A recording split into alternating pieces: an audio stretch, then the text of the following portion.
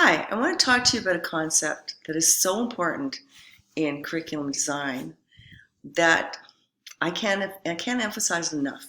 I was first exposed to this concept when I took 3230 a few years back, and it is a concept about alignment. If an assessment is not aligned, it is ipso facto not valid. So you're probably thinking, what the heck does that mean? Well, we're going to talk about alignment here in this video, but we're also going to talk about it again and again as the course unfolds.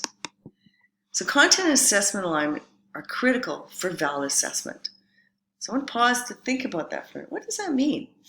Content and assessment have to be aligned? Does that mean we have to actually assess against the content to be valid? Yes, it does. So we use these three pillars as a metaphor for alignment. And the three pillars are made up of the what is intended, the how we deliver, and assessment. And again, if those three pillars are not aligned, or those three aspects of curriculum design are not aligned, the validity is not valid, or the assessment's not valid, I should say. So let's start with the first pillar. It is their intended curriculum, what we plan on teaching.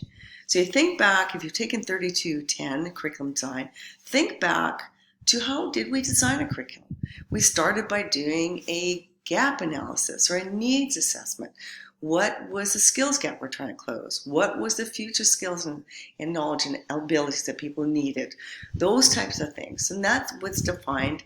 That's how we define what the outcomes of the course are supposed to be and what the level and degree of difficulty of the course. So that's our first pillar. The second pillar is how we implement the curriculum. How do we actually teach it? What do we do in a classroom? What kind of strategies do we do? Are we just a talking head, just as lectures, or do we include demonstrations? All those types of things. If you think about PIDP 3220, the delivery of instruction, or even 3250, instructional strategies, that's what implemented curriculum actually alludes to. It's the how we teach in the classroom. And the last pillar is how do we actually assess for evidence of student learning. So we're talking about the achieved curriculum here. And a lot of times when we talk about the achieved curriculum, we're probably talking summative evaluation at the end of the course. How are people actually graded? Because if we're talking informal, that has got some different aspects to it in regard to the alignment. But anyways, we're talking about the assessment, the final assessment. So if a course or a program even, because it can be taken up to the next level, if you think of a collection of courses, they all have to be aligned. So we would strive for perfect alignment. And that perfect alignment comes with when the what and the how and the assessment are all in line, intended, implemented, and achieved. And if you look at the far left, we're talking about complexity of content, the degree of difficulty of the content. All three of these pillars need to be aligned. So to inform us about what perfect alignment looks like, all we have to do is think for a few minutes about when we've experienced when it's not perfectly aligned, like this scenario here. So here we've got a scenario when you look at the complexity of content, the degree of difficulty for the what that was intended to be delivered is substantially lower from how it was delivered and how it was assessed. So if you think for a minute, well, how could that happen? Can you think of a scenario where that could happen? From my experience, I've seen this happen where you've got an entry-level course supposed to be taught. So that's why the what is quite a bit lower. And then once we get into the class, the instructors decided, well, an entry-level course is really not that exciting, so let's bump it up a little bit more.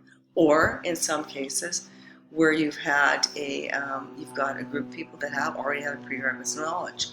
But for the assessment to be at this level, I would have suggested there may be a little bit of a design failure. Clearly somebody, when they design the assessments, they're not in alignment.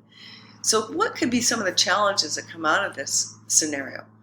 Just think for a minute. One of my things I'm thinking of is you think about the people that have funded the course, or the people that signed up for the course, or the stakeholders in the course. They may not be very satisfied at the end of the day. And here's another scenario, scenario 2, where the intentions of the course, the degree of difficulty is quite high on the pillar.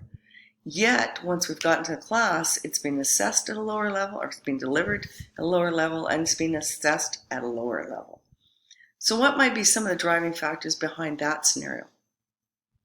Again, it could be that when somebody's gotten into the classroom, maybe some of the learners don't have the prerequisite knowledge, and maybe the assessment is being adjusted to it. So you can see that these scenarios have got a lot of dynamics. I'm just giving you my personal experience. I'm sure there's a lot of other factors that could come into play, but these are some of the scenarios we can run into. Another scenario is here where we've got, here's the intent of the course, the instructors come in, maybe they decided to deliver it at a lower level, but it's assessed at a different level also.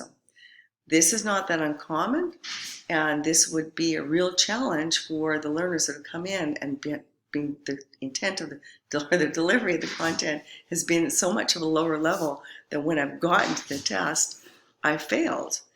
And you can imagine the problem with that. And here's another scenario, very similar. You can see this is a very dynamic situation where the pillar of the intent and the implemented and achieved are not in alignment. And again, another example. I'm just giving you some scenarios here because we are not interacting on this. I just want to go through this so you can see them.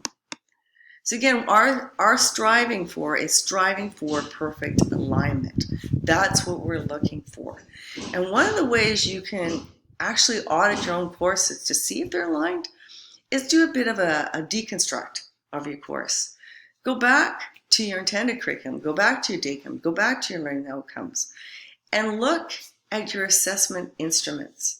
Look at your blueprint, as we're going to develop one here, and see if it aligns, because a blueprint is intended to help us with alignment. So we're going to keep talking about this concept because it is so, so important.